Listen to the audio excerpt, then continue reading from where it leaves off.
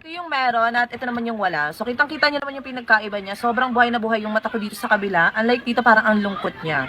Diba? So, syempre, hindi ko na i-keep sa inyo kung bakit laging pakak na pakak yung aking eyelash kahit nandito lang ako sa tindahan.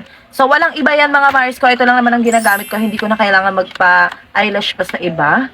Dahil kayang-kaya na natin maglagay ng eyelash extension ng tayo lang. So, meron ako dito dalawang klase.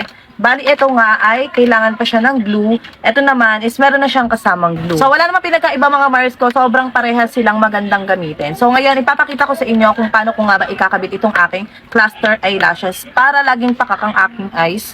Kahit nandito lang ako sa tindahan. Ayan. Meron pala akong glue na ginagamit para dun sa aking cluster eyelashes na walang kasamang glue. Ayan siya. Meron na siya ditong pang band. And ito naman yung pang seal after mo nga ilagay yung iyong eyelash cluster. Kitang-kita nyo naman ito mga Mars ko. Sobrang gamit na gamit ko tong cluster eyelashes na to. Ayan. Sobrang daming laman yan. Halos nasa 200 pieces siya. Ano tayo? Ito try na natin. Cut ko na lang.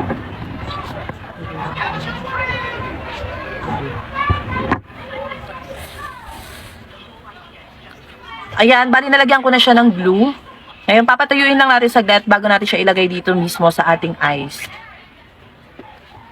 Naglalagay pala ako ng aking cluster eyelashes. Dito mismo ako sa eyelashes naglalagay. Pero pwede naman na dito mismo sa inyong eyelash kayo maglalagay. So, depende na lang yun sa inyo kung saan kayo mas sanay. Nalagay ko na.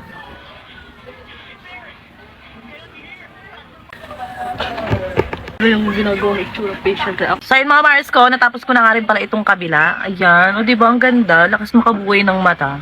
Yung tipong kahit bad trip ka or malungkot ka, eh, parang buhay na buhay lang yung mata mo. So, sobrang tibay din yan mga Mars ko, ha? Ayan, o. Kahit anong hila mo dyan. Kahit nga bumiyahe ka pa, hindi yan basta-basta natatanggal. Ayan, ayan. Hindi siya basta-basta natatanggal. So, ito rin pala yung ginagawa ko para hindi siya mabilis matanggal. Bali, ginaganyan ko pa yan siya kapag nagkakabit ako. Para mas kumapit siya sa ating eyelashes talaga.